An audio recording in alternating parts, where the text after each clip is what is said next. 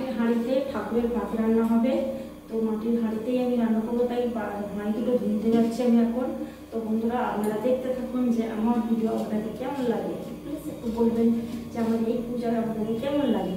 এখানে আছে এই হাঁড়ি যেগুলো ছিল সেই হাঁড়িগুলো সরাইগুলো, আর এই ভিড়ের উপরে রাখা হয় এই হাঁড়িটাকে।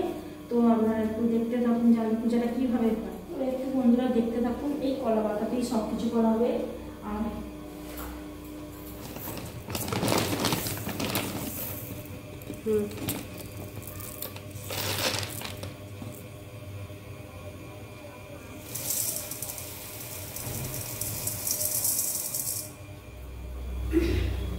এই যে বন্ধুরা সবজি আছে এখানে সব, এই যে দেখুন আমি এবারে সবজিগুলোকে সব কাটবো। আর এই নারকলগুলোকে এখন ভাঙবো, আমি নারকল ভাঙা হবে।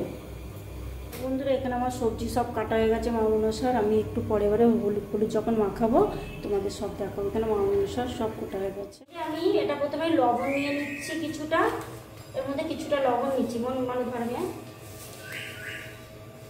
লবণটা নিলাম, লবণ রেখে দিই সাইডে।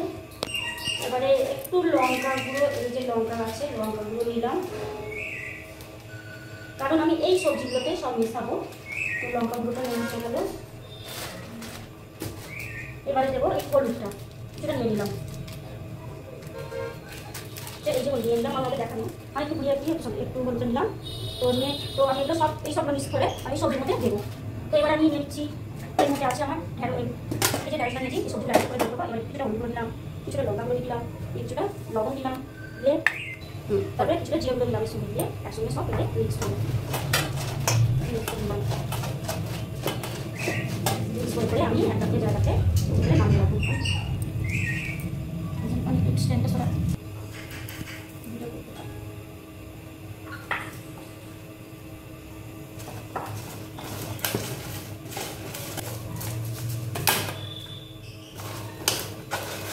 তো আজকে আমাদের তো রান্না পূজা, তো আজকে পুরো রান্না। তাই আমি বন্ধুরা আমি কিন্তু আজকে এইভাবে আমার শাশুড়ি যেভাবে শিখিয়েছে সেইভাবেই আমি করছি।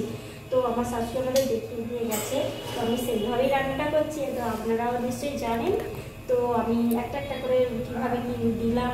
তো বন্ধুরা তোমরাও তো তোমাদের কি আছে কি জানি না, কিন্তু আমরা বাঙালি হিন্দু, তো আমাদের এটা তো এইটা আমাদের পূর্বপুরুষ অনুযায়ী, যেমন বন্ধুরা আমাদের করে এসেছে আমার শাশুড়ি মারা, তো আমাদের এটা পূর্বপুরুষ অনুযায়ী হয়ে আসছে। তো আমিও সেভাবেই করছি।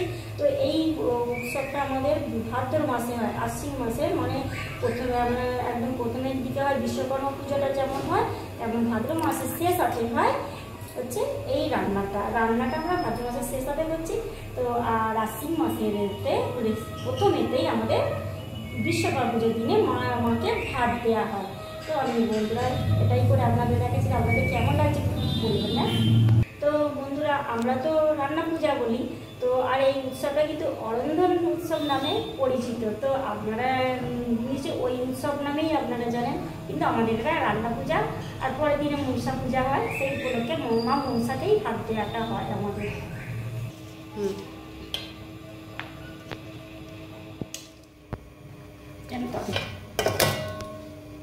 কথা বলুন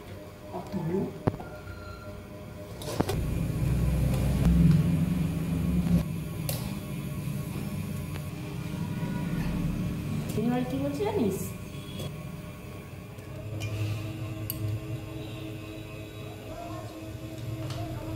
কড়াতে বেশি করে তেল দিয়ে দিলাম। প্রত্যেকটা ভাজাকে আমি ভাজবো।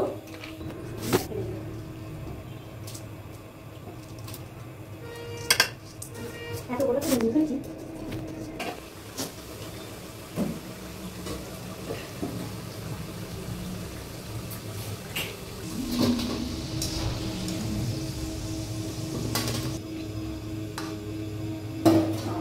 তো এই ঠাকুরের নিয়মেতে দু জায়গায় তুলতে হয়, একটা প্রথমটা ভাজাটা এটাই তুলেছি, দ্বিতীয় ভাজাটা এটাই তুলেছি।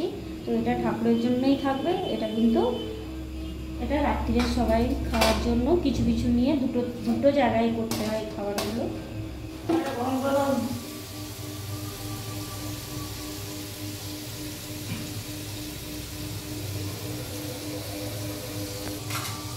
এটা কি ভাজা? এটা হচ্ছে চিচিঙ্গা ভাজা।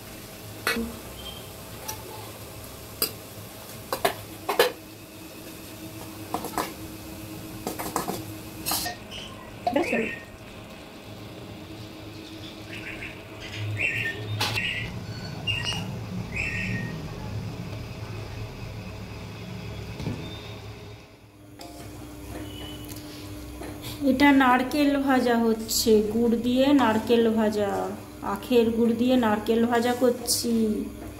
তোমরা কে কে ভালোবাসো একটু বলবে। হ্যাঁ, এটা আমাদের হচ্ছে রান্না পূজা অরন্ধন উৎসব। তো বন্ধুরা তোমরা কে কে ভালোবাসো একটু।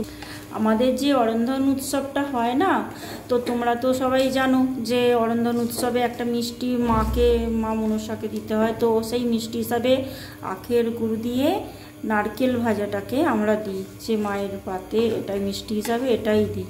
অনুযায়ী এটা আমাদের পুরোপুরি নিরামিষ। আমাদের অনেকের মাছ আছে, তো আমাদের সেটা নেই, আমাদের পুরোপুরি ভাজা নিরামিষ, এইটা নিয়েই আমাদের উৎসবটা।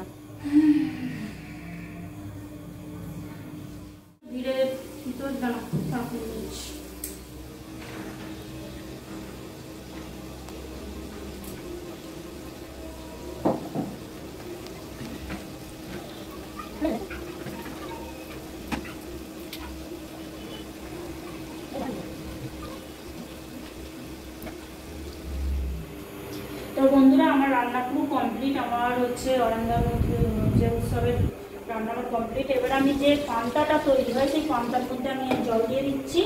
যে আমরা আজকে তো গরমটা করে পান্তা করে সেটাকে প্রত্যেকটা হাঁড়িতে আমি জল দিয়ে দেবো, দিয়ে এটা পান্তা হবে, যেটা পান্তা ভাত করে এটা খাওয়া হবে।